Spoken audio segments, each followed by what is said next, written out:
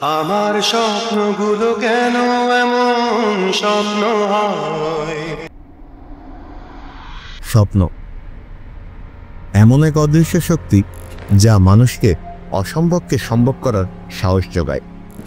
কেউ স্বপ্ন দেখে আকাশ ছোঁয়ার, কেউ আবার ছোট্ট হাসিতে খুঁজে নেয় জীবনের মানে। স্বপ্ন হলো সেই আলো যা অন্ধকার পথেও দিক দেখায় আর ভাঙা মানুষকে ঘুরে দাঁড়ানোর শক্তি দেয়। আমরা প্রত্যেকেই স্বপ্ন দেখি, কিন্তু সব স্বপ্ন পূর্ণ হয় না। অনেক সময় স্বপ্ন ভেঙে যায়। আমরা ভাবি জীবন আমাদের সাথে খেলা করছে, কিন্তু সত্যি কি তাই? হয়তো আজকের এই ভাঙা স্বপ্নই আপনাকে নিয়ে যাবে নতুন এক যাত্রায়। হয়তো এই ব্যর্থতাই আগামী দিনের সবচেয়ে বড় আশীর্বাদ। কখনো কি ভেবেছেন জীবনের কোনো খারাপ ঘটনা আসলে আশীর্বাদ হয়ে উঠতে পারে, বা ভালো কোনো ঘটনা ভবিষ্যতে ভয়াবহ পরিণতি ডেকে আনতে পারে? এই রহস্যময় দৃষ্টিভঙ্গিকেই বলা হয় দ্য নোভা ইফেক্ট। নোভা মানে হলো আকাশে হঠাৎ করে জ্বলে ওঠা এক নক্ষত্র।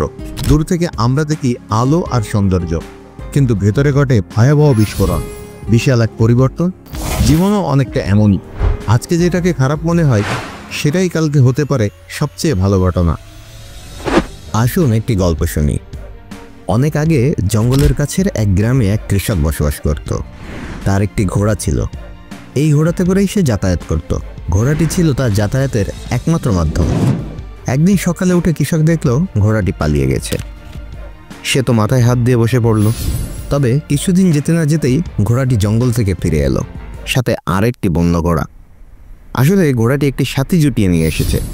এই দেখে কৃষক তো খুব খুশি। তার প্রতিবেশীরা সবাই বলল, কি অসাধারণ ভাগ্য তোমার। তার পরের দিন কৃষকের ছেলে নতুন ঘোড়া থেকে পড়ে যেয়ে পা ভেঙে ফেলল। কৃষকের তো আবার মাথায় হাত। সে ভাবল এই নতুন ঘোড়াটি তার জন্য অভিশাপ নিয়ে আসলো। কিন্তু ঠিক কিছুদিন পরে এই রাজ্যে যুদ্ধ শুরু হলো। সব তরুণকেই যুদ্ধে যেতে হলো। অনেকেই আর ফিরে এলো না, কিন্তু কৃষকের ছেলে পা ভাঙা থাকায় তাকে আর যুদ্ধে যেতে হলো না। সে বেঁচে গেল।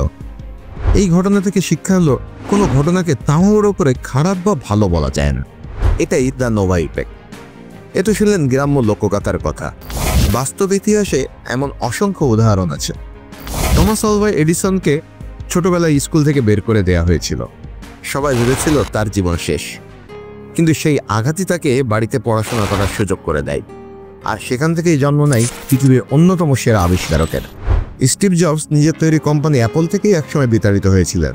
কেউ ভাবেননি তিনি আবার দাঁড়াতে পারবেন, কিন্তু ওই ধাক্কায় তাকে পিকচার তৈরি করতে সাহায্য করলো।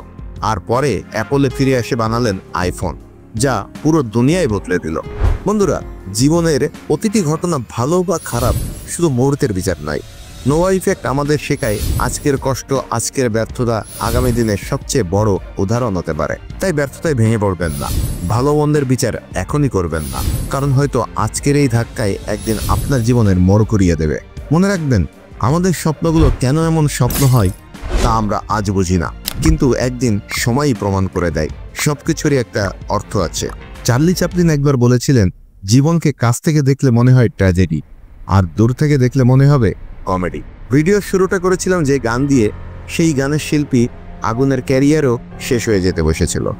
ক্রমাগত ফ্লপ গান, অ্যালবামের বিক্রি কমে যাওয়া, কনসার্টের অফার না পাওয়া, একরাশ হতাশা নিয়ে গান ছেড়ে দিতে চেয়েছিলেন। তবে প্রয়াত শিল্পী আয়ুব বাচ্চুর পরামর্শে জীবনের শেষ গান লিখতে বসেছিলেন।